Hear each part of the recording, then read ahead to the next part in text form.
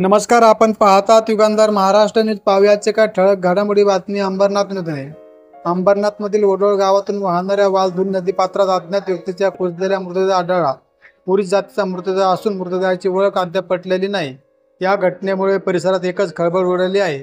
घटनेची माहिती अग्निशमन दलाला मिळताच घटनास्थळी धाव घेऊन मृत बाहेर काढला आहे. या मृतदेहाला शवविच्छेदनासाठी शासकीय रुग्णालयात पाठवण्यात आले आहे.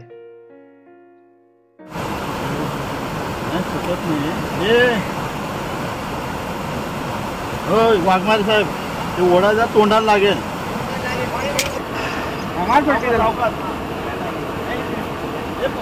त्या बाजूला 4-5 दिवस